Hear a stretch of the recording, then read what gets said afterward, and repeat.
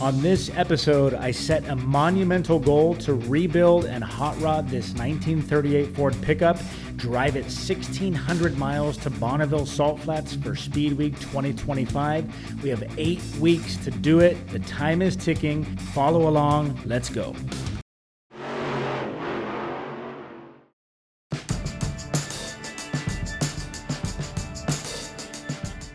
It's been said that the Bonneville Salt Flats are magnetic.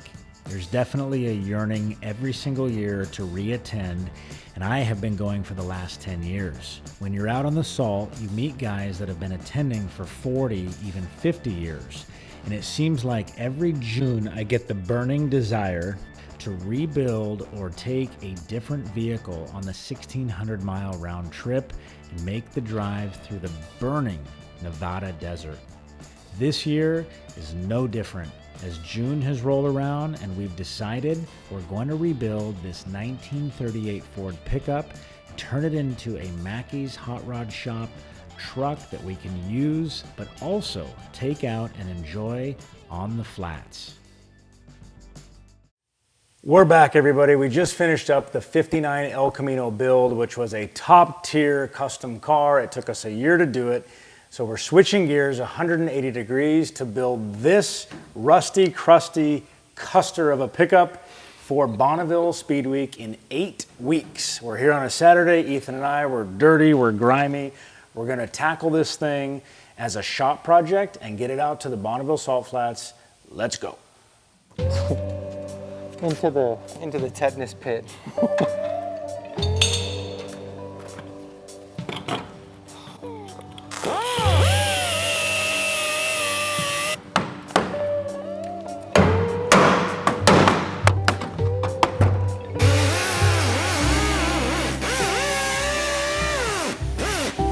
Did the craziest burnout ever and launched off the grinder.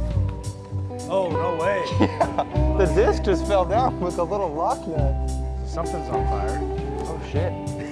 This cup, my extinguisher. Oh man. Fire prevention programs.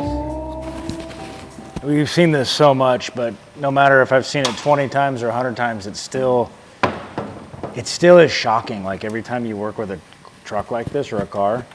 This is how the El Camino bed floor was, by the way. But you know, here we are again 9 months later doing it. We're like, oh my God, look at the rust. It's crazy. It's just, yeah, that's never super sharp too. Just crazy to see how far gone it got. Yeah. It's cool to imagine this thing brand spanking new in 1938. I think that's everything. Cut. Let's start ripping this out with a hammer.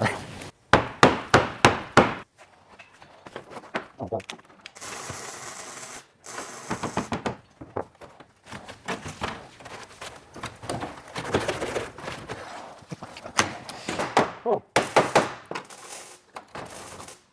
Jump out. Is it free? She's free. Holy shit. All right, you ready? Yep. It's lightweight.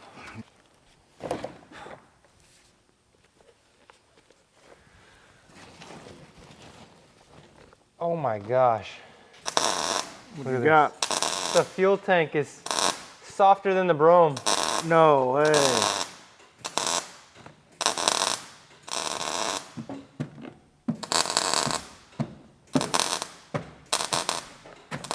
I'm gonna put all the wood in the fuel tank. Oh my gosh. Dude, the fuel pump is like Walter White freaking blue meth. That's insane. What the hell? Oh my God. It's like pure blue. That's awesome. Wild. I thought maybe when Ethan started working here, he might get into classic cars. I'm like, I am into classic I mean, you're cars. into it, but I was like, oh, maybe. I think Sauce even said it. Sauce is like, yo, maybe he'll like get a classic car and get rid of the Nissans. They are classics. But the more you work on this stuff, the more The least I want it. the opposite way.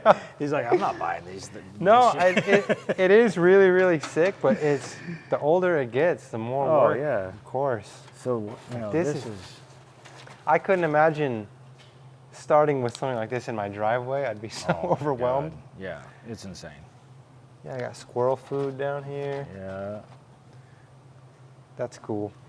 I'm throwing it away before it poisons us So all. that must have been the copper, right? That makes sense. It looks like hair. Yeah. It's not going to get much worse than this. Once we get through the teardown, the rest of it, even though we're leaving it patina, the rest of it should go pretty easily. But this is nasty.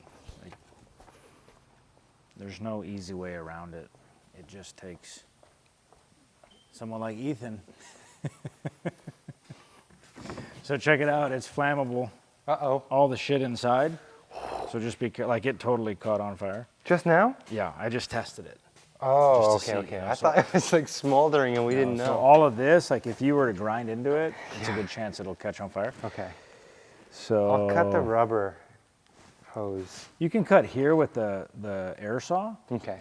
but or the rubber, doesn't matter. But for these bolts, getting the bolts out, I don't know. You might try the impact. Can you get them from the underside with an impact?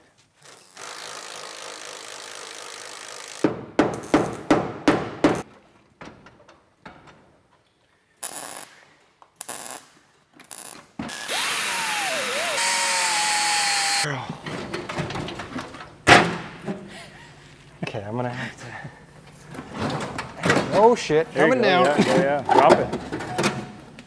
Nice. Holy hell. Stinky thing. That is crazy. Go away real quick. You want to carry that side? It's heavy. It's full of freaking sludge. Lift that side up. Okay, ready? 1, 2, 3. Oh, goodbye. Damn, turned out to be nice. This is definitely the biggest mess I've ever made here. I'm glad we're doing it on a Saturday. Yeah, totally.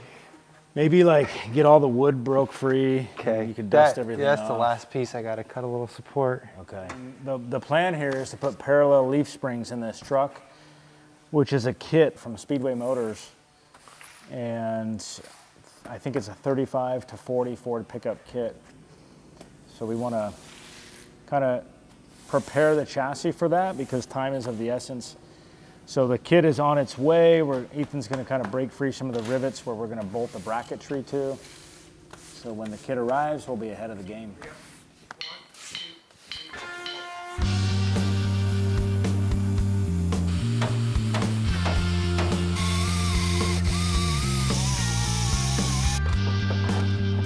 No more wood.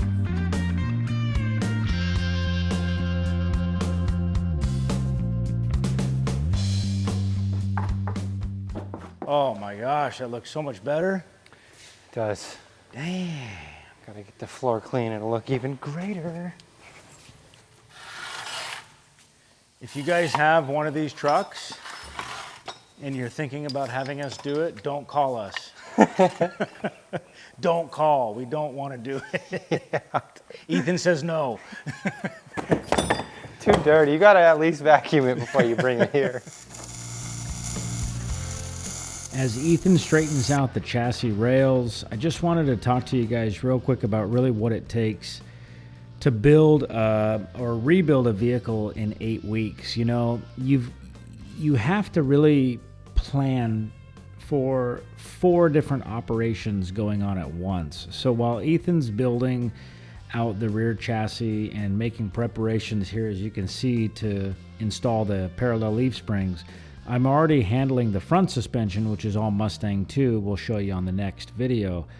But it's just constantly overlapping different jobs and ordering different parts and being, maybe sounds cliche, but being 3 steps ahead of what you're actually doing right now. So that really is what it comes down to. Of course, there's time and materials, but it really comes down to the preparation and being ahead of the game.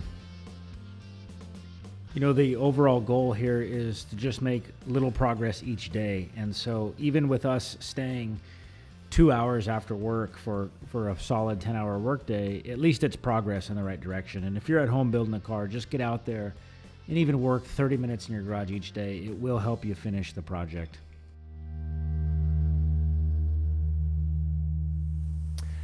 Okay, a little while later, we're very rusty and dirty, but a lot of progress has been made on the truck. I was working on the back. I was stripping out all the old wood and sheet metal bed that was in here. It was horribly corroded and just rusted. The wood was like dust. Got it all out, cut the stuff out, cleaned it all up. We have made a few modifications, took out some rivets, removed some stuff in anticipation for the rear leaf springs that are going to go back here. We're looking good. We're looking good. We got a few parts coming in, but early next week we're going to slap it together, hopefully get the suspension going on this thing. Bonneville, here we come. So as we finish up cleaning this truck and prepping the chassis for the suspension, make sure you guys join us on the next episode as we get this thing static dropped down and slammed in the front end with a Mustang 2 front suspension, parallel leaf springs in the rear. It's going to get the attitude and the stance that it deserves. So thank you guys for watching, and we will see you on the next one.